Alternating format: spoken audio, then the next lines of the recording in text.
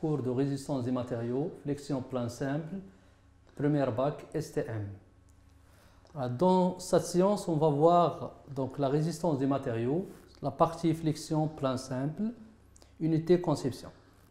Alors l'objectif de ce chapitre, c'est de déterminer les contraintes dans une section de poutre sollicitée à la flexion, étudier le cas de concentration de contraintes et vérifier la condition de résistance et de rigidité en flexion.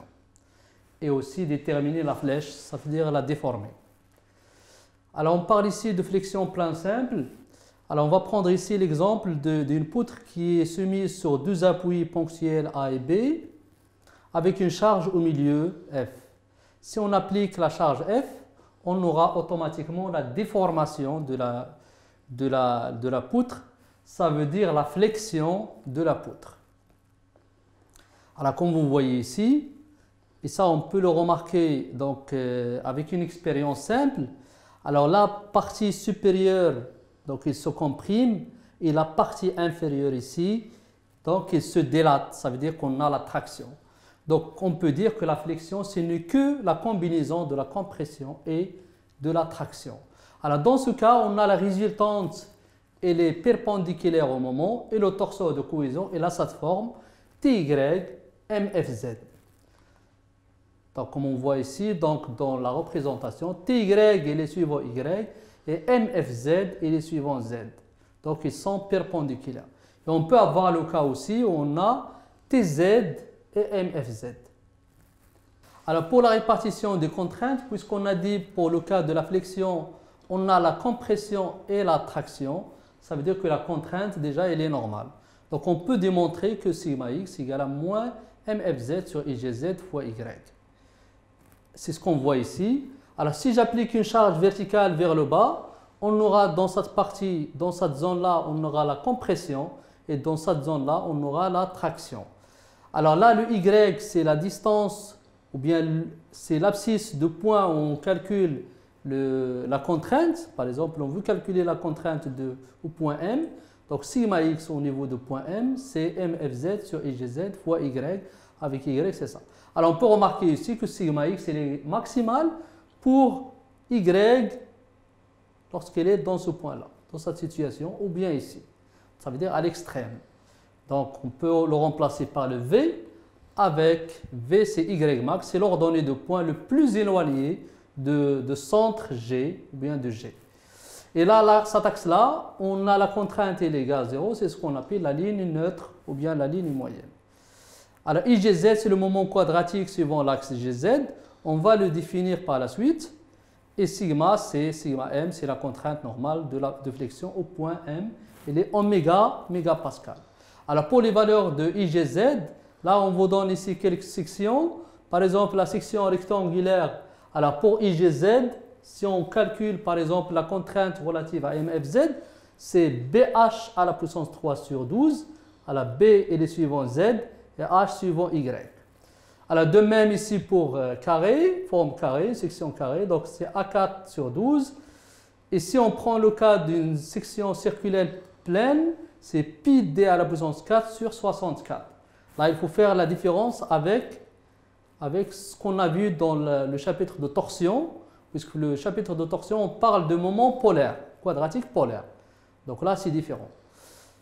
Alors, si on a par exemple MFY, on va utiliser IGY qui est égal à HB à la puissance 3 sur 12 pour le cas d'une section rectangulaire.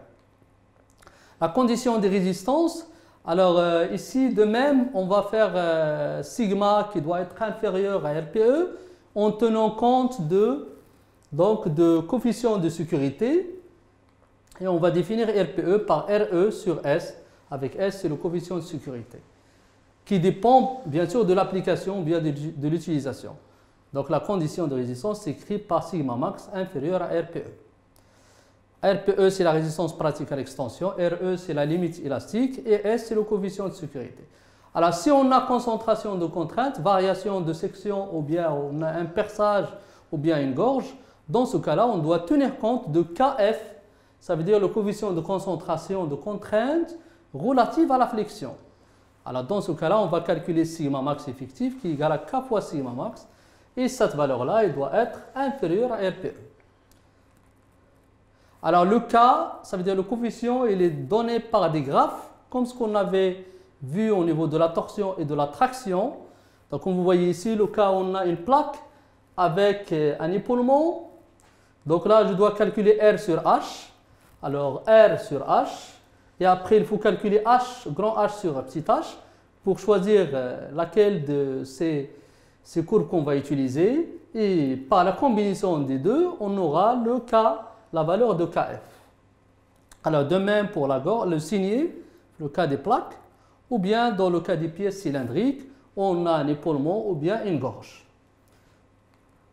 Alors déformation en flexion, là on va voir la rigidité et on va définir surtout la déformée.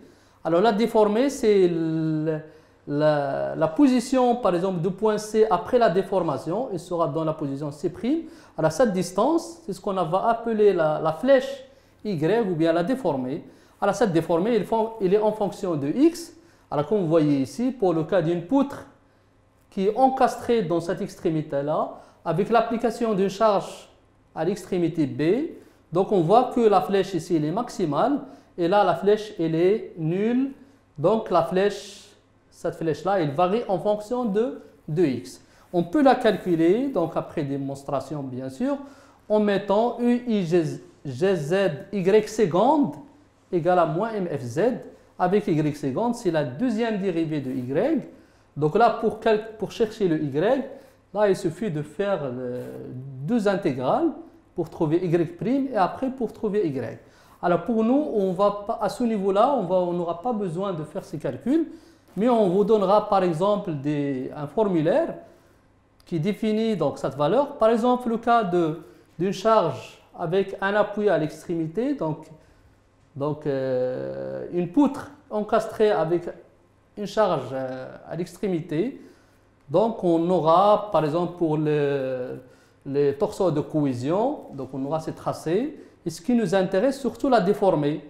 Alors la déformée, c'est YA égale à moins F fois L à la puissance 3 sur 3 fois UIGZ.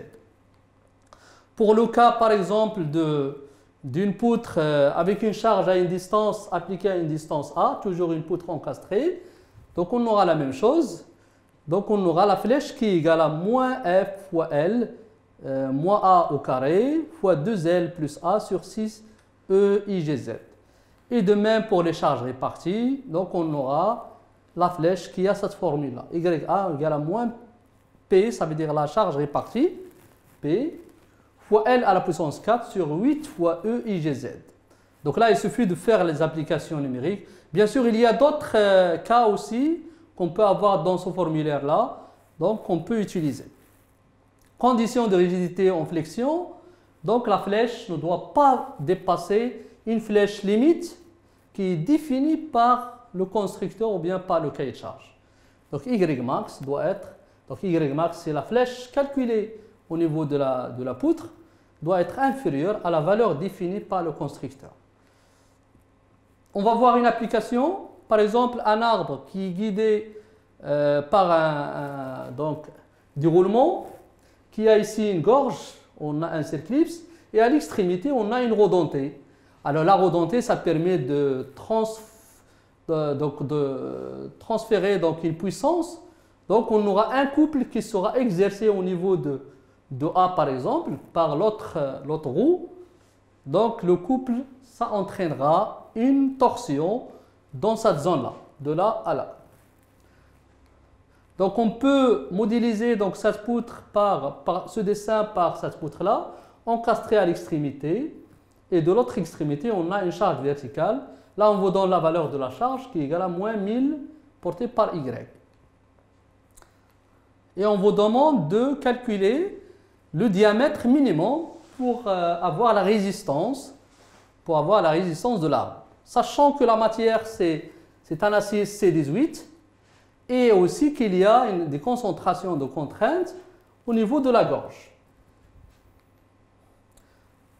Et après, on doit calculer la flèche au point A, sachant que le module donc, de Young, E, égale à 210 gigapascal ou bien 210 000 mégapascal. Pour faire ces deux questions, on doit passer par plusieurs étapes, ou bien on doit résoudre plusieurs questions. D'abord, il faut isoler l'arbre 11, après il faut calculer les efforts au niveau de l'encastrement, après il faut tracer les diagrammes des efforts tranchants et moments fléchissants pour trouver donc la zone dangereuse, et après il faut donc, ouais, c'est ça, donc là on a le moment fléchissant est maximal, il faut définir ce point. Alors on donne, la longueur c'est L égale à 40, KF c'est 2,5, ça veut dire coefficient de concentration de contrainte pour la gorge, pour le cas de la gorge. Alors S c'est le coefficient de sécurité et RE relative à C18, ça veut dire la limite élastique c'est 350. Et là on vous rappelle que IGZ c'est πd à la puissance 4 sur 64 puisqu'on a une section qui est circulaire et qui est pleine. Alors la résolution, alors j'applique donc le principe fondamental de la statique pour avoir le RE et le moment à l'encastrement. Là, c'est la somme des forces égale à 0. Et là, c'est la somme des moments égale à 0. Donc, on applique ce moment-là au point E. Et comme ça, on trouve FA et, par exemple, RE et on trouve ME. Après, le torseur de cohésion. Alors, pour le torseur de cohésion, il suffit de faire ici, donc, on a ici une seule section. Donc, je prends une zone quelque part ici. Alors, le torseur de cohésion, c'est moins ce qui est à gauche. Donc, moins ce qui est à gauche, ça veut dire moins ce torseur-là exprimé au point G. C'est ce qu'on trouve ici. Donc là, c'est le torseur exprimé au point G. C'est ce qu'on a indiqué ici. Et on peut représenter ça sous forme de graphe. Donc là, c'est la représentation de TY. Et ça, c'est la représentation de MFZ. Alors là, on trouve pour MFZ qu'il est maximal au niveau de l'encastrement. Donc s'il y a risque de rupture, on aura la rupture au niveau de l'encastrement, ça veut dire au niveau de E, ça veut dire au niveau de la gorge. Alors comme ça, on a MF maxi, c'est 40 fois 10 à la puissance 3 Newton-mètre. C'est pour X égale à 0, ça veut dire au point E. Alors on peut calculer ici la contrainte maximale, c'est MFGZ maxi sur IGZ sur V, avec IGZ c'est π à la puissance 4 sur 64, et V c'est D sur 2. Et on peut donc remplacer et simplifier pour avoir 64 ou bien 32 MF max sur πd à la puissance 3. Et on peut faire ici introduire le coefficient de concentration de contrainte. Ça veut dire je multiplie ça fois kT et on fait la condition de résistance. Donc sigma max, sigma effectif maxi inférieur à RPE. Et on aura, après calcul, on aura D doit être supérieur à racine cubique de 32 fois S MF maxi sur pi RE. Et on a ici D, on trouve après application numérique 22,66 mm. Et on peut prendre une valeur, par exemple, 24. Là, on cherche une valeur qui est normalisée. Donc là, j'ai pris le 24. Alors, pour la flèche, alors je peux revenir à, donc, à cette figure qui donne ici automatiquement la valeur de YA. Donc, qui est pris donc, de formulaire. Donc, YA égale à moins F L à la puissance 3 sur 3 EIGZ. Et j'applique pour avoir donc une valeur de moins 6,237 10 à la puissance moins 3 mm. Ça, c'est la flèche au niveau au point A. Alors, après, on peut passer donc, à un exercice donc, qui est tiré de l'examen de bac 2019. Alors, dans cet examen-là, ils ont traité donc, cet appareil qui consiste à emballer donc, les bouteilles. Donc, c'est une machine d'emballage. Et on va s'intéresser surtout le convoyeur d'entrée, c'est ce qu'on a ici. Et surtout, donc, la partie, ça veut dire cet arbre. Donc, c'est l'arbre 49. Alors, on peut voir dans cet arbre-là, il est porté par cette pièce. 53, et de l'autre extrémité, donc c'est une pièce similaire, 53, et là il est guidé par deux roulements à ce niveau-là. Donc comme ça on peut le modéliser par cette poutre. Donc une poutre sur deux appuis, A et D, et on a au niveau de B et C, c'est le point où on a les roulements, on a deux charges FF. Après l'étude statique, on peut calculer le F. Là, il est donné par égal à 300 newtons. Alors l'hypothèse, donc on a ici un diamètre D égale à 12 et les sections sont circulaires. Donc on ne va pas tenir compte des actions mécaniques provoquant, donc on va tenir compte que des actions qui provoquent la flexion. Et là vous avez un tableau qui donne donc, pour choisir les nuances. Alors la première question c'est d'écrire les équations des forces TY, tranchant TY et moment fléchissant MFZ. C'est ce qu'on va faire ici. Donc on a ici une zone, la première zone, la deuxième, la troisième. Donc on a trois zones. La première AB, BC et CD. Et on va calculer TY. Alors TY à ce niveau-là, c'est moins ce qui est à gauche, ça veut dire moins F. Donc c'est ce qu'on va voir dans la résolution. Et de même pour le moment, c'est moins ce qui est à gauche. Alors la deuxième question, c'est de tracer. Après, c'est de calculer, donc de chercher la zone dangereuse. Là, on a le maximum. Après, donc, pour la question D, quel que soit le résultat qu'on a trouvé ici, on va tenir compte de ce résultat-là. Donc, dans ce cas-là, on doit calculer la contrainte normale maximale. Après, pour la question E, on va calculer RE, la limite élastique minimale, en choisissant un coefficient de sécurité, et c'est égal à 5. Et là, en utilisant aussi le diamètre 12. Après, il faut choisir la nuance d'après ce tableau-là. Lorsqu'on va calculer RE ici, on doit choisir donc la nuance d'après le tableau qui est donné dans le document ressources. Alors pour la résolution, alors je commence par TY. Comme j'ai dit, donc TY dans cette zone-là, c'est moins ce qui est à gauche, ça veut dire moins F. Et le moment, c'est moins le moment de F au point G. C'est ce qu'on a ici, moins Fx, ça veut dire F fois x. Et on peut le calculer au point A et au point B en mettant x égale à 0 et x égale à 30. À la deuxième zone, la même chose, ici, quelque part ici. Donc c'est moins ce qui est à gauche, ça veut dire moins F pour avoir ici 0. Et le moment, c'est le moment des deux forces au point G. Le moment de cette force en un point, ce point-là, et le moment de cette force en ce point-là. Pour le calcul de moment, il faut voir ici, donc là on a le signe positif de x vers y. Par exemple, le moment de f, ça entraînera un moment qui est positif. Par contre, le moment au point A de f, elle est négative.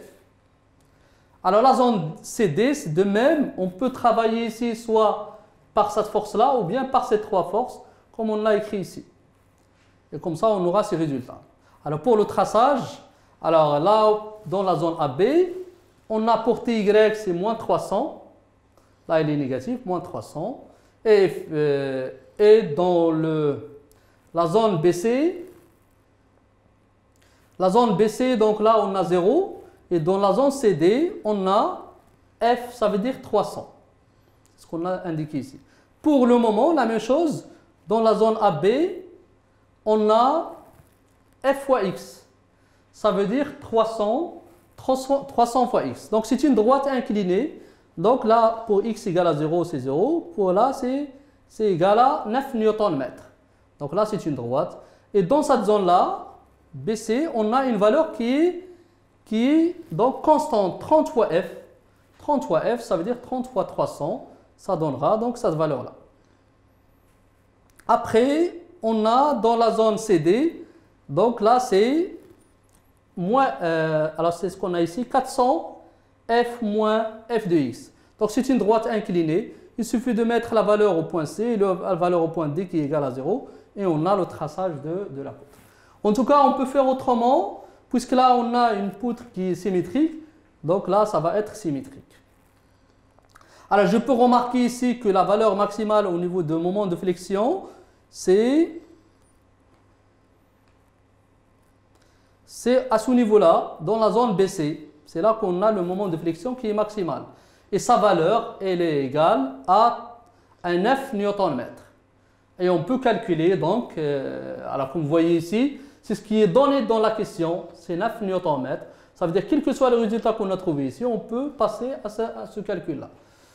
Alors comme ça, on peut calculer sigma max qui est égal à mfz sur igz fois 10 sur 2 pour trouver 53,05 newtons par millimètre carré. Là, je dois faire la condition de résistance pour calculer RE. Sigma max doit être inférieur à RE sur S. Comme ça, on peut tirer le RE mini qui est égal à 5 fois 53,05 avec 5, c'est le coefficient de sécurité. Comme ça, on aura 265,25. Et on peut choisir, donc d'après le document ressources, donc la valeur qui est plus proche de 265, ça veut dire plus grande et plus proche, c'est 285.